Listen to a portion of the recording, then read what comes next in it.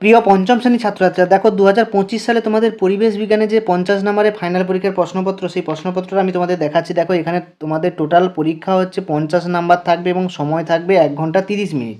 তো এই 1 ঘন্টা 30 মিনিটে তোমাদের কী কী প্রশ্ন করতে হবে তোমার দেখো এখানে সঠিক উত্তর নির্বাচন, একের দাগে 4টে থাকবে এমসিকিউ এখানে দিয়েছে। তো এই 4টে এমসিকিউ করতে হবে এবং 2-এর দাগে দেখো ড্যাশ পূরণ 3টে দিয়েছে, ড্যাশ পূরণ করতে হবে। চলো এরপরে আমরা চলে যাচ্ছি 2 নম্বর পেজে। 2 নম্বর পেজে কী কী প্রশ্ন দিয়েছে দেখো, প্রথমে ক স্তম্ভের সঙ্গে খ স্তম্ভ মিলন, এখানে 4টে দিয়েছে, 4 নম্বরে করতে হবে। এবং 4-এর দাগে দেখো তোমাদের এসএ কিউ প্রশ্ন অর্থাৎ ছোট প্রশ্ন করা দিয়েছে, 5টা করতে হবে, যে কোনো 5টা কিন্তু 6টা দিয়েছে। যেমন দেখো বাল্য বিবাহের বিরুদ্ধে লড়াই করেছিল, তারপরে জেব্রা ক্রসিং কি, আসানসোল সমুদ্রপৃষ্ঠতে কত উঁচুতে অবস্থিত, কোন নদীর তীরে কোচবিহার শহর অবস্থিত, লিগামেন্ট কোথায় দেখা যায়, এইগুলো তোমাদেরকে করতে হবে।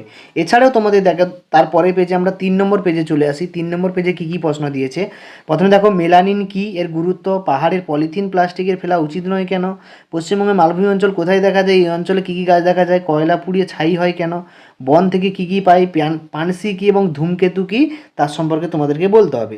এবং লাস্টে দেখো তোমাদের 6-এর দাগে যে কোনো 4টে অর্থাৎ 3 নম্বরে 4টে দিয়েছে এখানে।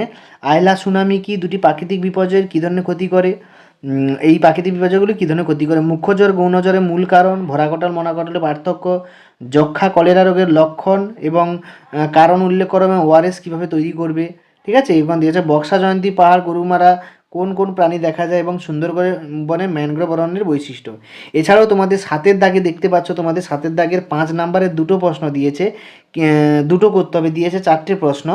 কী কী দিয়েছে দেখো, সেটা বাঘ, চিতা, গন্ডার প্রভৃতি বন্যপ্রাণীর সংখ্যা কমে যাওয়ার কারণগুলি কী কী, বন্যপ্রাণী, আচ্ছা পেট্রোল ও ডিজেল দ্বারা চালিত যানবাহন কী কীভাবে পরিবেশ ক্ষতি করে সেটা লিখতে হবে, ভূমিকম্প হড়পাবান বলতে কী বলছে এবং চন্দ্রগ্রহণে একটা পরিচ্ছন্ন চিত্রকে দেখাও।